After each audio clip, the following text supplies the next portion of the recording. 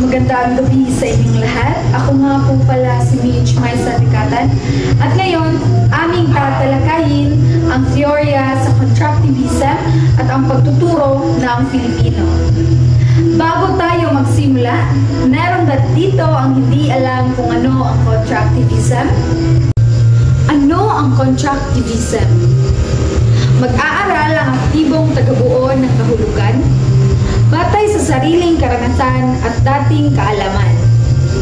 Sa constructivism, ang mag-aaral ay natututo base sa sarili niyang karanasan at mga dati niyang alam.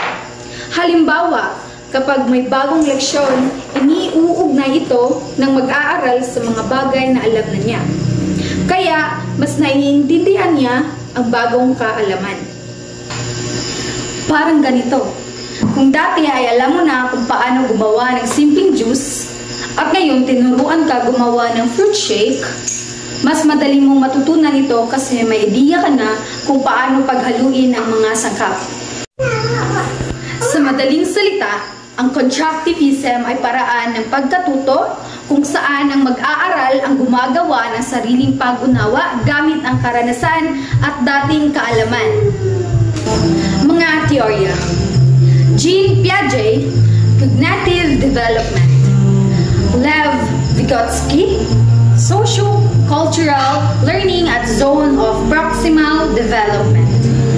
Jerome Bruner, Instructional Scaffolding. Sabi ni Piaget, ang mga bata ay may iba't ibang yugto ng pag-iisip habang sila ay lumalaki. Natututo sila sa pamamagitan ng karanasan at pagtuklas sa mundo.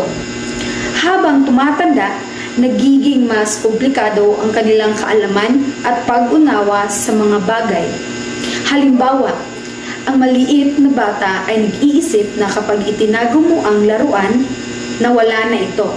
Pero habang lumalaki siya, maiintindihan niyang nandun pa rin iyon kahit hindi niya nakikita. Sabi ni Vygotsky, mas natututo ang bata kapag may gabay ng mas nakakaalam, gaya ng guro o magulang. Mahalaga ang pagkikipag-ugnayan sa ibang tao sa pagkatuto. Ang zone of proximal development ay ang pagitan ng kaya ng batang gawin mag-isa at ang kaya niyang gawin kapag tinulungan siya. Halimbawa, hindi pa kayang magbasa ng bata mag-isa, pero kapag tinutulungan ng guro, kaya niya. Iyon ang ZPD. Sabi naman ni Bruner, ang mga guro o matatanda ay nagbibigay ng scaffolding o pansamantalang tulong habang natututo ang mga bata. Kapag natututo na ang mga bata, unti-unting binabawasan ang tulong hanggang sa kaya na nilang mag-isa. Halimbawa, tinuturuan mo munang isulat ang pangalan nila, tinutulungan mo sa bawat letra, habang tumatagal, hinahayaan mo siyang magsulat na mag-isa. Sa madaling sabi, ang sabi ni Piaget, natututo ang mga bata sa sariling karanasan at yugto ng pag-iisip. Ang sabi naman ni Vygotsky, mas natututo ang bata sa tulong ng iba, lalo na sa ZPD o Zone Proximal Development. Sabi naman ni Bruner, gabayan ang bata sa simula pero hayaang matuto siyang mag-isa sa huli. Sa pagtuturo ng Filipino, una, guro bilang facilitator hindi lamang tagapagturo. Ibig sabihin, hindi lang basta nagtuturo ang guro, kundi gumagabay sa mga mag-aaral. Hindi lang siya nagsasalita sa harap, kundi tumutulong para matuto ang mga estudyante sa sarili nilang paraan. Siya ang nagsasaayos ng mga aktibidad, nagbibigay ng tanong at sumusuporta sa pagkatuto. Halimbawa, imbes na ituro lang ng guro ang tamang sagot, hinihikayat niya ang mga estudyante na mag-isip, magtanong at magdiskusyon. Pangalawa, mag-aaral ang sentro ng pagkatuto. Ibig sabihin, ang estudyante ang pinaka-importante sa proseso ng pagkatuto.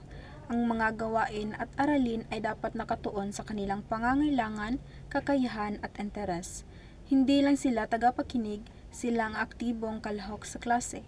Halimbawa, sa halip na puro lecture, may mga group work, talakayan at proyekto na nagbibigay ng pagkakataon sa estudyante na matuto sa sarili nilang paraan. Layunin ng Keto 12.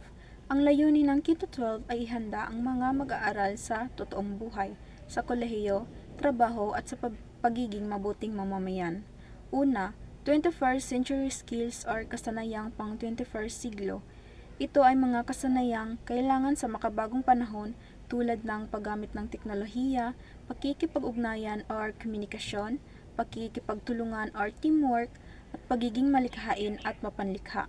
Layunin or purpose ay maging handa ang mga mag-aaral sa mabilis na pagbabago ng mundo ngayon. Pangalawa, kritikal na pag-iisip. Ito ay mga kakayahang mag-isip ng malalim at mag-analisa ng mga bagay.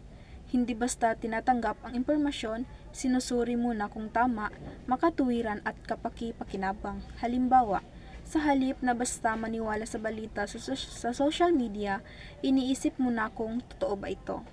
Pangatlo, aktibong pagkatuto. Ibig sabihin, hindi lang basta nakikinig ang estudyante, kundi sumasali siya sa pagkatuto, nakikilahok sa talakayan, gumagawa ng proyekto, nag-iisip at nagtatanong. Layunin or purpose ay matuto sa pamamagitan ng karanasan at pakikilahok. Ang panghuli ay makabuluhang kontribusyon sa lipunan. Layunin ng Keto 12 na maging kapaki-pakinabang ang mga mag-aaral sa kanilang komunidad at bansa. Marunong silang makiisa, tumulong sa kapwa, at gamitin ang natutunan para sa ikabubuti ng lipunan. Halimbawa, gumagawa ng proyekto tungkol sa kalinisan, pagtulong sa kapwa o environmental awareness.